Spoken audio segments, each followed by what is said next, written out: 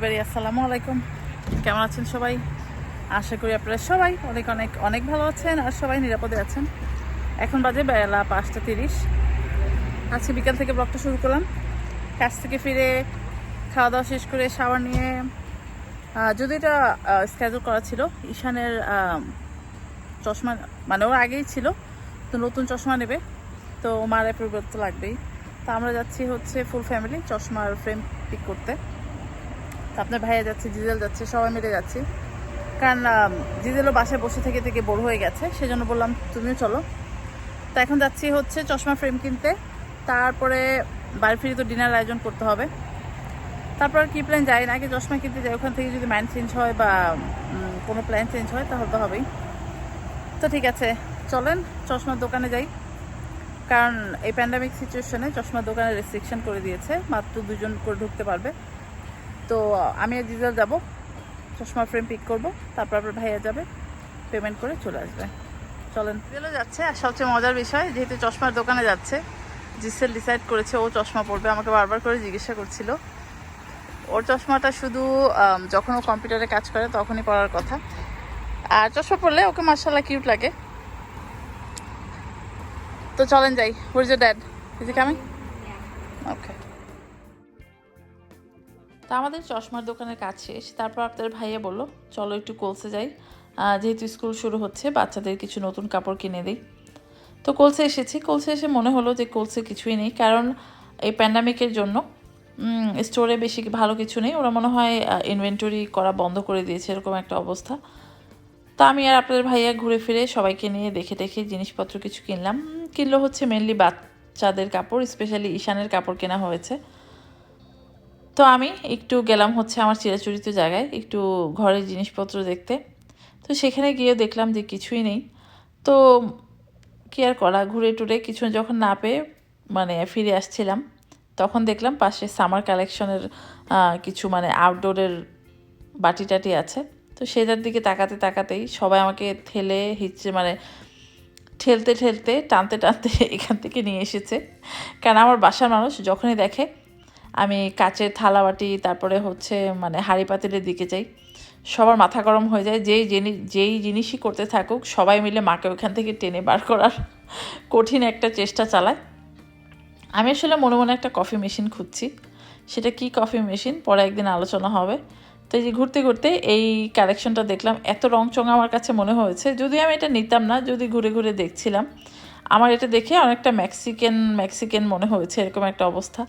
আর দেখলাম যে ফলের কালেকশনও চলে এসেছে, যেহেতু শীত আসি আসি করছে। তো এই পাশের এই সেটটা দেখলাম মেলামাইনের, ভালোই লেগেছে। বাট সবাই মিলে আমাকে জিজ্ঞেস করছে তুমি কি করবে, তোমার কি দরকার, মানে আমাকে এগুলোকে ধরতেই দিবে না, কিনতেই দিবে না, এরকম একটা অবস্থা। এনিওয়ে কিছু কিনছি না, চলেন বাড়ি যাই, বাড়ি যেয়ে ডিনার তৈরি করতে হবে।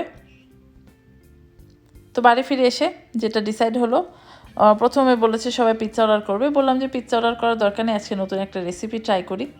তা আজকে একটা না 2টা রেসিপি ট্রাই করব একই ডো দিয়ে। তো 2টা রেসিপি 2 দেশের। একটা আমি তৈরি করব হচ্ছে জর্জিয়ার একটা রেসিপি। জর্জিয়া বলতে কিন্তু আমেরিকাতে আটলান্টা জর্জিয়া আছে এরকম না, কান্ট্রি জর্জিয়ার এটা একটা স্পেশাল অথেন্টিক ডিশ, সেটা হচ্ছে কাঁচাপুরি ওদের ভাষায় বলে, আর আমেরিকান ভাষায় বললে এটা হচ্ছে চিজ বোট। তো সেই চিজ বোটটাকে কীভাবে বানাবো সেটা শেয়ার করব। আরেকটা যেটা করব, আমি করব হচ্ছে টার্কিশ পিৎজা, চিজ পিৎজা। আমি আজকে কোনো মাংস টাংস দিব না, প্রোটিন সব আসবে হচ্ছে গিয়ে চিজ থেকে আর ডিম থেকে। তো পিৎজা ডোটা আমি কিভাবে করছি সেটা আপনাদের সাথে শেয়ার করি।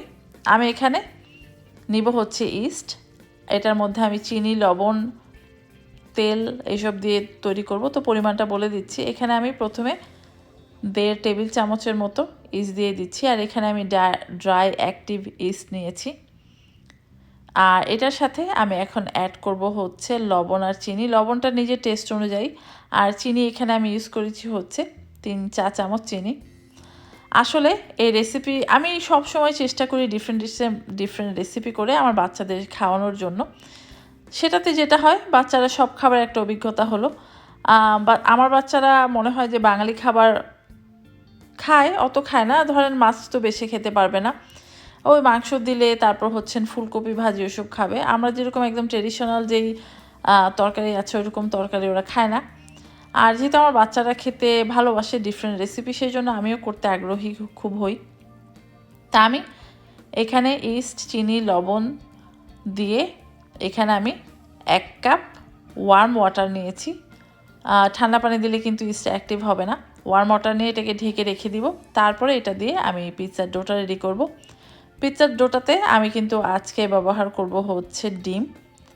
তো ঠিক আছে, এই পাশটা ক্লিন করি, পরে ফিরে আসছি।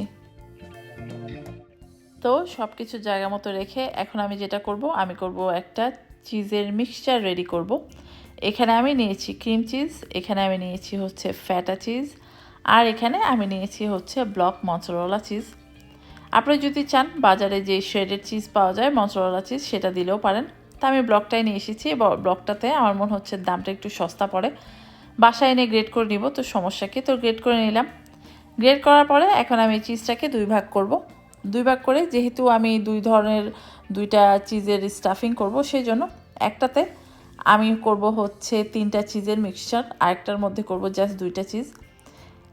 ছোটো বাটির মধ্যে শুধু আমি ক্রিম চিজ আর মজরেলা চিজ দিব, আর বড় বাটিতে যেটা এখন তৈরি করছি এখানে দিচ্ছি আমি রেগুলার ফেটা চিজ, অরিজিনাল, কোনো ফ্লেভার নেই।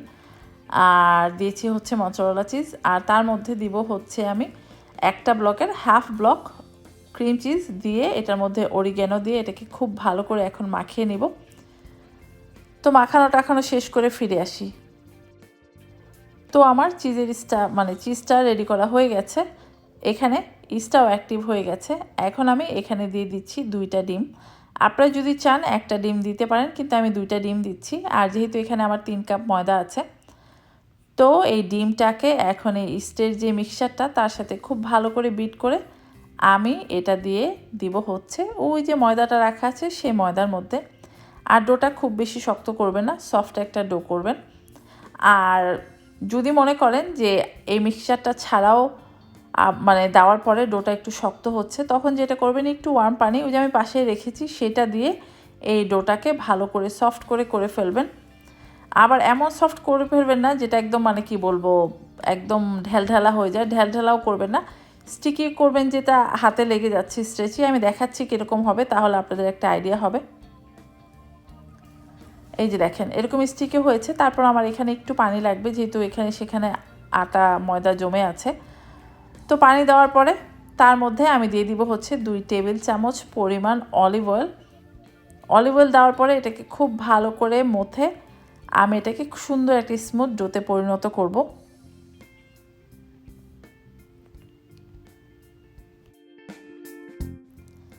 এই যে দেখেন ডোটা রেডি। এটাকে এখন আমি কাভার করে রেখে দিব 15 বা 20 মিনিটের জন্য, যতক্ষণ না পর্যন্ত এটা ডাবল সাইজ হয়ে যায়। তো আমার ডোটা নিয়ে ফিরে এলাম ঠিক 20 মিনিট পরে। দেখেন সাইজটা কতটা ডাবল হয়ে গেছে। তা আমি কিন্তু এখানে বেকিং ডিশ রেডি করে ফেলেছি, আর ওভেনটাকেও প্রিহিট করতে দিয়ে দিয়েছি। ওভেনটা আমি প্রিহিট করতে দিয়েছি 350 ডিগ্রিতে। বাসায় যদি ওভেন না থাকে কোনো সমস্যা নেই, তাওয়ার মধ্যেও করতে পারবেন, খুবই লো আঁচে দিয়ে। তো যে ডোটা আমি করেছি এটা থেকে আমি 4টা পিৎজা 2টা পিৎজা আর 2টা ব্রেড বানাবো। 2টা দেখতে এই জিনিস 2টা দেখতে একদমই সেম, জাস্ট একটু হেরফের হয়। তো কি হেরফের সেটা বলে দিচ্ছি। তার আগে এই যে দেখেন এটাকে আমি খুব ভালো করে একটু মথে নিচ্ছি শুকনা ময়দা দিয়ে। তারপরে এখন আমি তৈরি করব, যেহেতু আমি চিজ ব্রেড বানাবো আর টার্কিশ পিৎজা, তো এখানে আমি চিজ ব্রেডের যেই রুটিটা সেটা প্লেন রাখবো, কিন্তু টার্কিশ যে পিৎজাটা বানাবো সেটাকে আমি চিজ স্টাফিং দিব সাইডটাকে। তো এটা কীভাবে করব পরে দেখাচ্ছি। তো আমার ডো ভাগ করা হয়ে গেছে। আমার এখানে 4টা ভাগ হয়েছে, তার মধ্যে একটা ভাগ নিয়েছি। প্রথমে তৈরি করছি হচ্ছে কাঁচাপুরি বা জর্জিয়ান চিজ ব্রেড। তো এই রুটিটাকে আমি বেলবো হচ্ছে লম্বা করে। নর্মাল তো পিৎজা আমরা গোল করি, কিন্তু এই ব্রেডটাকে আমরা একটু লম্বাভাবে বেলে নিব। আর খুব বেশি পাতলাও করা যাবে না, আবার খুব বেশি মোটাও না। তো এটাকে আমি লম্বা করে বেলে নিই, তারপরে ফিরে আসছি। আরেকটা জিনিস খেয়াল করবেন, এটা যেহেতু একটু সফট, এটাকে বেশি চাপাচাপি করবেন না, তাহলে শেপটা এদিক ওদিক হয়ে যাবে। আর এটাকে যখন মুড়ে দিবেন, মোড়ার সময় দেখবেন একটু কষ্ট হচ্ছে, বাট কোনো সমস্যা নেই, এটা যখন ফুলে কুক হয়ে যাবে তখন এটা ইভেনলি সুন্দর হয়ে যাবে। আমি কি বোঝাতে চেয়েছি সেটা আপনারা দেখলে বুঝতে পারবেন। তো এটাকে আমার বেলানো রেডি হয়ে গেছে। এখন আমি এটাকে ট্রান্সফার করব হচ্ছে আমার বেকিং ডিশে। তা আমি কি টেকনিকই করছি সেটা দেখেন। এটা আপনাদের জন্য ইজি হবে, এভাবে করবেন। একবারে তুলে নিতে গেলে তখন এটা দেখা যাবে যে স্ট্রেচি হয়ে গেছে, ছিঁড়ে গেছে। এই যে দেখেন কঠিন।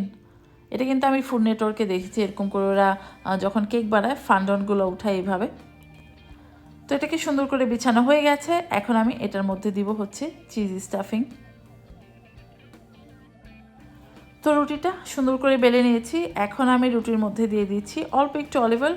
অলিভ অয়েল যদি না দিতে চান না দিতে পারেন। এটার মধ্যে ডিম যখন বিট করবেন সেই ডিমের মানে বিট করা অংশটা নিয়ে এখানে ব্রাশ করে দিলেই হবে। তা আমি সুন্দর করে অলিভ অয়েল দিয়ে তার মধ্যে দিয়ে দিব হচ্ছে চিজ।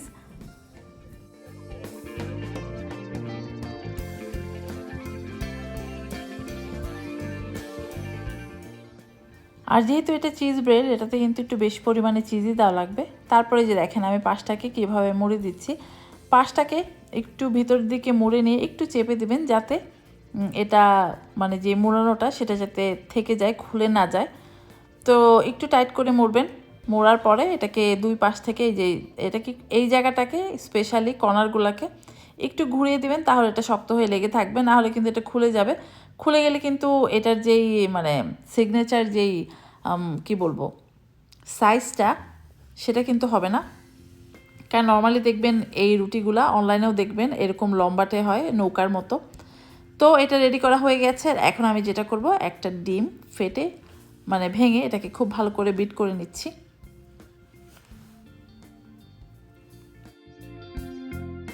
তো ডিমটা বিট করা হয়ে গেছে। এখন যেটা করব, একটা ব্রাশের সাহায্যে আমি চারপাশের বর্ডারের মধ্যে ডিমটা ভালো করে ব্রাশ করে দিব, দিয়ে এটাকে আমি ওভেনে দিব। আর ওভেনে এটাকে আমি বেক করব হচ্ছে 15 মিনিটের মতো। আর উপরে একটু গোলমরিচ দিয়ে দিচ্ছি। আপনারা যদি চান উপরে একটু মরিচের গুঁড়াও দিয়ে দিতে পারেন। তা আমি অত কিছু দিব না, কারণ বাচ্চারা খাবে, বাচ্চারা তো ঝাল খেতে পারবে না। আর উপরে দিয়ে দিচ্ছি একটু অলিভ অয়েল। অলিভ অয়েল দেওয়ার পরে এটাকে আমি একদম স্ট্রেট ওভেনে দিয়ে দিব। তারপরে চলে যাব আমাদের টার্কিশ পিৎজাতে।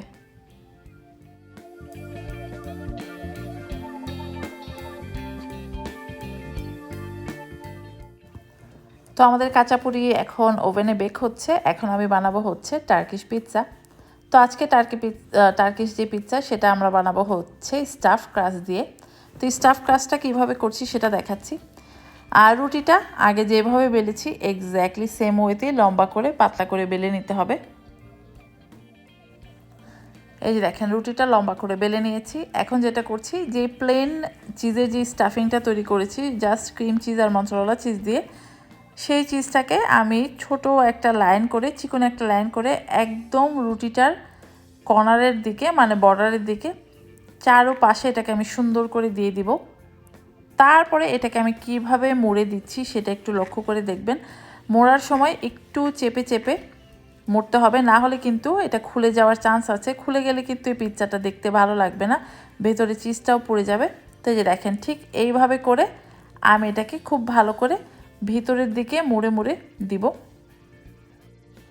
এই যে চারপাশটা খুব সুন্দর করে মোড়ানো হয়ে গেছে। একটু এবড়ো থেবড়ো হলে কোনো সমস্যা নেই, এটা যখন কুক হবে এটা ইভেন হয়ে যাবে।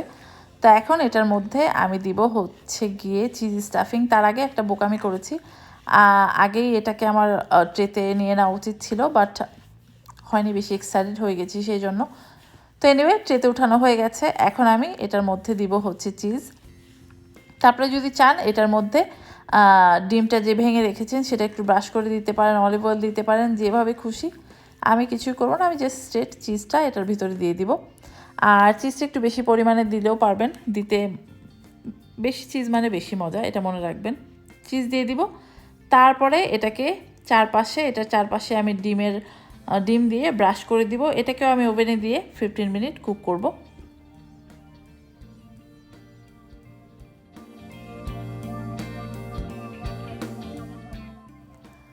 তো এখন যেটা করব সেটা হচ্ছে, প্রথমে যে পিৎজাটা দিয়েছিলাম, নট পিৎজা, যে চিজি বোর্ডটা দিয়েছিলাম, কাঁচাপুরিটা দিয়েছিলাম, সেটাকে বের করে নিয়ে এসেছি। এখন এটার মধ্যে আমি অ্যাড করব হচ্ছে ডিম। তার আগে চিজ তো অনেক দিয়েছি, চিজটাকে মাঝখানে একটু ফাঁকা করে দিচ্ছি যাতে ডিমটা সুন্দর পারফেক্টলি এটার মধ্যে বসে যায়। তো ডিমটা ভেঙে মাঝ বরাবর দিয়ে দিব। তারপরে এটাকে আমি কুক করব আবার 3 মিনিট মতো। তো কুক করার পরে আমি একদম ফাইনাল লুক নিয়ে হাজির হয়ে যাচ্ছি।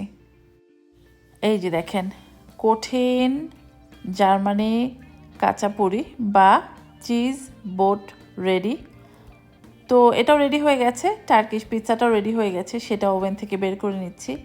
আর টার্কিশ পিৎজাটা একদম পারফেক্ট, মানে আজকে দুটা জিনিসই একদম পারফেক্ট হয়েছে। যদিও দেখতে সেম, কিন্তু দুইটা কিন্তু দুই ধরনের খাবার, দুই দেশের খাবার। একটার উপর ডিম দেওয়া আর একটার উপর ডিম দেওয়া না। আমার কাছে মনে হচ্ছে দুইটা সিমিলার খাবারই, কিন্তু দুইটা ডিফারেন্ট নেম কেন জানি না। তো এই যে দেখেন টার্কিশ পিৎজার নিচে কি সুন্দর যে হয়েছে কি বলবো।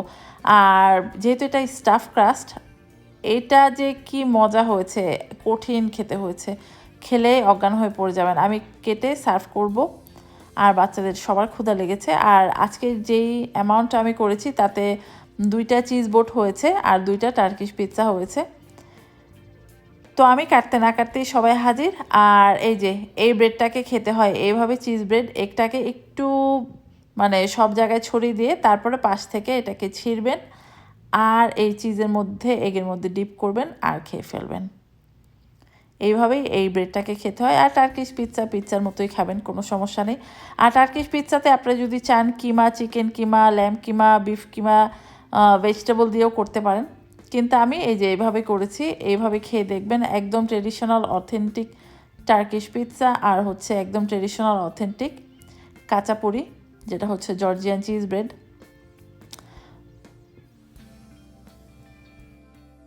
তো সবাইকে ডিনার দেওয়া হয়ে গেছে, সবাই খাচ্ছে। তো আমি একটু খেয়ে দেখলাম, কঠিন মজা হয়েছে, মানে অজ্ঞান হয়ে যাওয়ার অবস্থা। জিজেলও খাচ্ছে, আপনার ভাইয়া খাবার নিয়ে উপরে চলে গেছে। ঈশান শাওয়ার নিয়ে আসতে আসতে মানে কি বলবো, একটু লেট করে ফেলেছে, তারপরও খেতে পেয়েছে ভাগে। তো ওই যে দেখেন জিজেল খুব এনজয় করেছে। জিজেল আজকে অনেকটাই খেয়েছে এই পিৎজাগুলো, 2টাই ট্রাই করেছে। এনিওয়ে, আজ আর কথা বাড়াচ্ছি না, খুব টায়ার্ড হয়ে গেছে, মানে টায়ার্ড হয়ে গেছে না, আমি টায়ার্ড হয়ে গেছি। তো দেখা হচ্ছে নেক্সট ব্লগে। টিল দেন, আল্লাহ হাফেজ।